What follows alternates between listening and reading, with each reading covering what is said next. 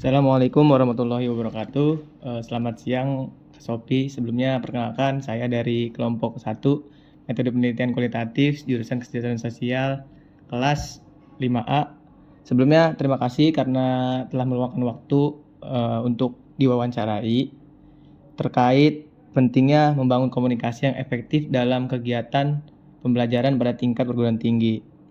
Nah, saya berharap dari wawancara ini dapat menjelaskan gitu bagaimana komunikasi yang efektif dan mempengaruhi pengalaman belajar, interaksi dosen dengan mahasiswa, dan kualitas pendidikan yang telah diberikan oleh para tenaga kerja gitu. Nah, selain itu, sebagai kata pengantarnya, kita akan membahas topik antara lain mengetahui strategi komunikasi yang tepat dalam pembelajaran pada tingkat perguruan tinggi gitu Kak. Bagaimana membangun komunikasi efektif sesuai tujuan pembelajaran dan dalam perguruan tinggi, serta tantangan apa sih yang dihadapi dalam menciptakan komunikasi yang efektif gitu. Nah, tujuan dari wawancara ini adalah untuk membangun komunikasi yang efektif dalam pembelajaran di perguruan tinggi gitu Kak. Untuk mengetahui komunikasi yang baik dari sikap dan perilaku mahasiswa dalam proses pembelajaran gitu. Untuk mengetahui strategi yang tepat dalam pembelajaran di perguruan tinggi gitu. Nah, mungkin sebagai pertanyaan pembuka gitu ya. Menurut Kak Sophie, apa yang dimaksud dengan komunikasi dan bagaimana gitu membangun komunikasi efektif dalam konteks pembelajaran dalam perguruan tinggi gitu Kak? Waalaikumsalam warahmatullahi wabarakatuh. Iya nggak apa-apa, kebetulan lagi senggang juga. Oke, tadi pertanyaan pertamanya, apa itu komunikasi ya? Nah, dari yang aku pelajari itu, komunikasi itu dari kata komunis atau communicate, yang artinya itu sama. Maksudnya, jadi dari si komunikan sama sama komunikatornya itu sama-sama saling memahami. Jadi kan si komunikan ini ngasih pesan ke si komunikator. Nah, si komunikator ini juga dapat pesan yang sama. Jadi pemahamannya itu sama. Pesan yang dikasih komunikan sama yang diterima komunikator itu sama gitu. Itu komunikasi. Nah, yang tadi kan secara bahasa. Nah, kalau misalnya yang aku pahami tentang komunikasi itu pertukaran pesan antara komunikan dan komunikator. Jadi antara orang yang memberi pesan sama orang yang menerima pesan. Kalau itu yang aku pahami secara sederhana tentang komunikasi. Nah, yang nomor 2-nya kan bagaimana membangun komunikasi yang efektif dalam perguruan tinggi antara dosen dan mahasiswa.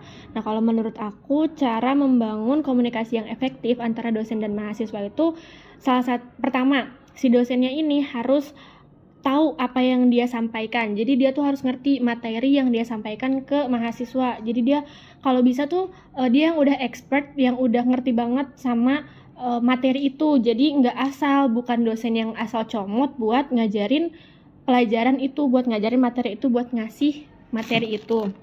Nah, si mahasiswanya juga dia tuh harus siap lahir batinnya buat nerima materi itu. Jadi jangan raganya ada di kelas tapi jiwanya mikirin nanti dia makan apa habis ini. Jangan kayak gitu. Kalau kayak gitu nanti pesan yang dikasih si dosennya ini nggak bakal nyampe. Jadi cara gimana biar komunikasi efektif itu sama-sama si dua-duanya ini mau saling memahami sama materi itu. Si dosennya paham sama materi itu, jadi dia bisa enak ngejelasin ke si mahasiswanya, dan si mahasiswanya ini udah siap nerima materi dari si dosen itu. Jadi dia ini nggak ngawang-ngawang gitu loh. Jadi materi yang masuk tuh ya udah masuk, nggak cuma didengerin aja tapi nggak dipahamin. Oh, kayak gitu. Terus Kak, bagaimana sih cara Kak Sophie ini menyesuaikan gaya komunikasi untuk berinteraksi dengan mahasiswa lain gitu, dengan latar belakang yang budaya beda, bahasa beda, dan logat-logat ya kita tahu lah di Indonesia kan banyak tuh berbagai ras dan suku dan budaya. Nah, gimana tuh cara Kakak menanggapi itu gitu? Cara berkomunikasinya apa? Menggunakan bahasa yang ya udah yang tengah tren atau emang menyesuaikan gitu Kak? Oke, kalau dari pengalaman aku, kebetulan kan aku juga dari Sunda, dan di Jakarta tuh kan orang yang kan logat Sunda tuh beneran khas banget gitu kan. Nah, awalnya tuh emang susah buat adaptasi sama orang-orang yang udah punya logat di Jakarta gitu. Jadi logat aku ini masih logat Sunda banget awal-awal kesini. Tapi karena lingkungan aku ini alhamdulillahnya suportif, jadi mereka nggak ada yang ngejek aku dengan logat aku, dan akunya juga nggak yang berhenti belajar gitu buat nyesuaiin mereka. Jadi akunya juga terus-terusan sering ngobrol sama mereka. Nah, karena keseringan ngobrol sama mereka, aku jadi istilahnya ketularan logat mereka. Jadi aku nih bisa gitu loh ngobrol sama mereka dengan logat mereka, dengan ya nyambung lah gitu, walaupun latar belakang aku nih dari Sunda. Nah, aku juga punya teman yang dia orang Padang. Nah, kalau orang Padang kan dia beda banget ya logatnya.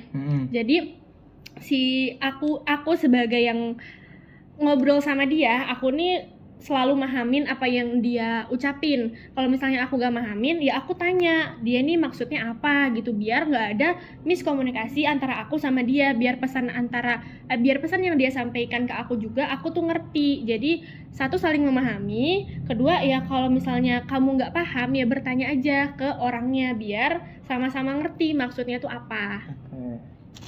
Nah, berarti kayak berjalannya komunikasi antar kakak dan teman-teman kakak tuh kayak ya udah gitu saling mendukung gitu ya. Kayak misalkan kakak dari Sunda ya mereka menyesuaikan juga, dan kakak pun menyesuaikan. Kayak tadi teman kakak yang Padang, kalau ada sesuatu yang kurang berarti di cross check ulang gitu, ditanyakan kembali. Betul. Oke. Kalau ada lagi nih Kak pertanyaan, kayak bagaimana sih cara kakak menangani situasi jika terjadi hambatan komunikasi dengan dosen atau mahasiswa lain gitu? Kalau dengan dosen, biasanya kalau misalnya komunikasi di materi nih aku nggak ngerti gitu, ya udah aku tanyain ulang sama temen aku yang ngerti. Tapi kalau misalnya emang udah buntu banget, temen aku juga nggak ada yang ngerti, ya aku ke dosennya lagi, aku samperin setelah kuliah atau setelah mata kuliahnya selesai, atau di hari libur misal ke rumah dia, itu kalau di materi. Nah, kalau misalnya ada penyampaian dia, misal dia nyampaikan UTS gitu kan, tapi aku nih nggak paham gitu, nggak ngerti, kurang jelas gitu ya, aku tanyain lagi di kelas, aku bertanya ya sampai aku ngerti gitu. Itu kalau ke dosen. Nah, kalau misalnya sama mahasiswa lain ya tadi saling memahami, jadi biar enggak ada miskom satu sama lain. Kalau misalnya nggak ngerti ya tanyain, kalau misalnya kurang jelas ya cross check ulang, tanyain ulang, konfirmasi ulang.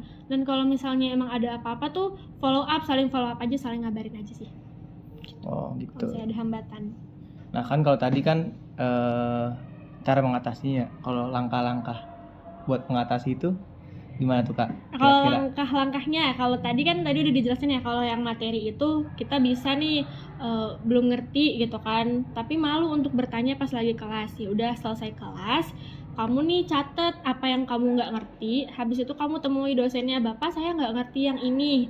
Udah selesai, dia jelasin ulang. Kalau kamu masih nggak ngerti, ya kamu belajar sendiri gitu di rumah, otodidak, kayak lebih memahami lagi sendirian. Biasanya kalau sendirian tuh jadi eksplornya tuh lebih banyak.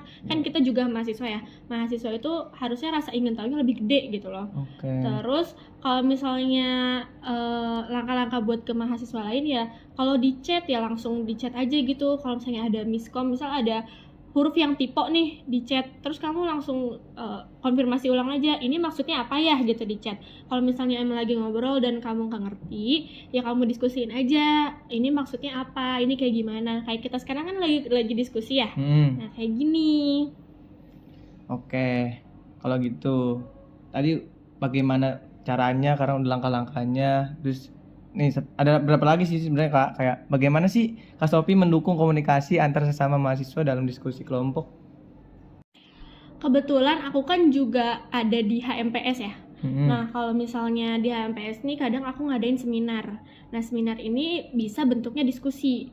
Nah, gimana sih cara aku ngedukung mahasiswa lain buat di diskusi kelompok ini? Ya aku sediain wadahnya. Aku sebagai anggota HMPS, aku sediain wadah diskusinya buat teman-teman yang lain nih, teman-teman entah pribadi atau kelompok atau circle atau di kelasnya buat diskusi di seminar itu. Jadi aku nyediain wadahnya, atau aku nih misal aku ada diskusi kelompoknya untuk kelompok kelas biasa gitu kan. Nah, aku nih ngedorong, kayak aku nih ajak diskusi teman aku biar teman-teman aku yang lain nih termotivasi gitu loh buat oh ayo nih ikut diskusi kelompok. Ini tuh diskusi loh, nggak cuma ngobrol interpersonal doang gitu. Nah, kalau kayak gitu berarti kan ada langkah-langkah strateginya nggak? Kalau ada, dalam memberikan umpan balik itu efektif kepada mahasiswa untuk membantu mereka memperbaiki keterampilan komunikasinya yang dimiliki setiap mahasiswa gitu Kak. Gimana tuh caranya? Ya tadi kalau misalnya emang dalam diskusi kelompok nih aku sediain wadah sebagai HMPS, kan aku sediain wadah buat diskusi mereka. Nah kalau misalnya di temen aku nih buat memperbaiki komunikasinya biar efektif, ya kita sering-sering ngobrol, terus kita sering-sering diskusi, saling tukar pikiran gimana sih biar komunikasi kita tuh efektif, biar komunikasi kita tuh nggak banyak miskomnya, nggak banyak muter-muternya gitu, biar jadi lebih efektif tuh gimana, ya kita saling ngobrol aja biar sama-sama tahu nih kekurangannya di mana, kelebihannya di mana, cara bikin komunikasi yang efektif nih gimana gitu. Atau aku dorong mereka, misal aku ada di suatu kelompok. Nah, terus nanti kan ada presentasi nih, aku dorong mereka buat jadi kamu jadi moderator karena kamu jarang jadi moderator, biar kamu belajar juga gimana sih cara komunikasi sebagai moderator. Biar nanti kalau misalnya ada kelompok-kelompok lain atau suatu saat kamu ditunjuk jadi moderator atau MC di suatu acara, kamu nih udah bisa dan komunikasi kamu ini udah baik gitu. Nah, kan kalau tadi kan kayak langkah-langkah strategi-strategi Kak Sophie untuk membangun keterampilan atau memperbaiki komunikasinya ya kan. Nah, sekarang bagaimana sih Kak Sophie memastikan bahwa pesan atau materi pembelajaran yang disampaikan itu dapat dipahami dengan baik gitu oleh mahasiswa? Oke, yang pastinya make sure ya ke mereka ditanya nih kalau udah ngerti belum, udah paham belum sama materinya atau sama instruksinya, sama pesannya gitu udah paham belum. Nah kadang kalau misalnya diskusinya itu dalam jumlah besar, biasanya orang-orang tuh malu buat ngomong kalau aku nih nggak paham. Jadi nanti kamu bisa nambahin nih di akhir kayak gini. Kalau misalnya ada yang nggak paham dan malu untuk bertanya saat ini, boleh ya nanti temuin aku aja setelah ini, atau PC aku aja nanti kalau misalnya emang ada yang nggak paham, atau telepon aja gitu, biar lebih intens. Karena kadang kan kalau orang introvert atau emang banyak gitu loh orang yang malu buat ngakuin kalau mereka nih belum paham, tapi malu gitu takut dicengin atau yang lain-lain gitu kan. Jadi kalau berdua tuh biasanya lebih nyaman si orang itu, ya nggak apa-apa, terima aja. Aku sih nerima kalau misalnya emang ada orang nih yang nggak paham tapi dia malu berbicara saat itu, dan setelah itunya dia nyamperin aku, Kak Sophie aku nggak paham yang ini, boleh tolong ulangin. Nah aku nerima banget. Jadi biar si orang ini tuh beneran paham gitu loh, biar apa yang aku sampein ini tuh bener-bener sama, pemahaman kita tuh sama gitu, jadi nggak ada pengulangan nantinya. Nah kalau misalnya dosen, menurut aku dosen ini tuh kan banyak ya, aku juga termasuk orang yang nggak berani gitu bilang Bu aku nggak paham gitu kan. Nah kalau bisa si dosen ini tuh ya bilang kayak gitu juga, biar aku nih ngerasa terbuka, oh dosen ini ternyata terbuka ya gitu, jadi aku lebih nyaman sama dosen ini buat diskusi secara personal sama dia gitu. Oke, kalau gitu mungkin ini yang terakhir kali pertanyaannya. Bagaimana cara mengevaluasi keberhasilan atau keefektifan berkomunikasi dengan mahasiswa atau dosen gitu Kak? Itu tergantung pribadi orang masing-masing ya. Jadi menurut aku setiap manusia tuh udah dilengkapi dengan akal masing-masing. Jadi mereka nih bisa tahu nih, bisa ngekritik dan bisa juga ngasih saran. Cuma nggak setiap manusia ini berani untuk mengutarakan kritik atau saran tersebut.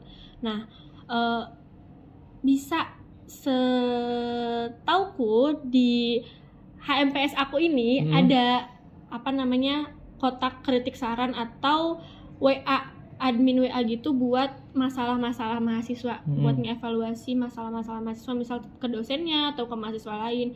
Nah itu bisa digunain buat sarana gimana kalian tuh ngevaluasi dosen kalau kalian gak berani ngomong langsung, entah dengan nulis surat atau dengan ngechat gitu ke adminnya. Jadi biar si adminnya ini yang menyampaikan ke dosen tersebut, atau si admin ini yang menyampaikan ke kaprodinya, biar masalahnya itu clear. Aku pernah nanganin satu masalah yang tentang pokoknya dosennya ini agak melenceng. Jadi aku buat email, aku buat surat beserta bukti-buktinya, lampirannya tuh jadi ada bukti-bukti gitu. Aku sampaikan ke Kaprodi langsung sampaikan ke dosen yang bersangkutan. Setelah itu langsung diobrolin sama anak kelas itu, clear. Itu cara ngeevaluasinya, jadi biar semua masalahnya itu selesai gitu. Jadi gunain sarana yang ada kalau emang kamu nggak berani. Tapi kalau kamu berani, ya suarakan, jangan diem aja. Oke, kayak gitu ya Kak. Mungkin dari sini saya percaya gitu ya bahwa komunikasi yang efektif di perguruan tinggi dapat diciptakan gitu.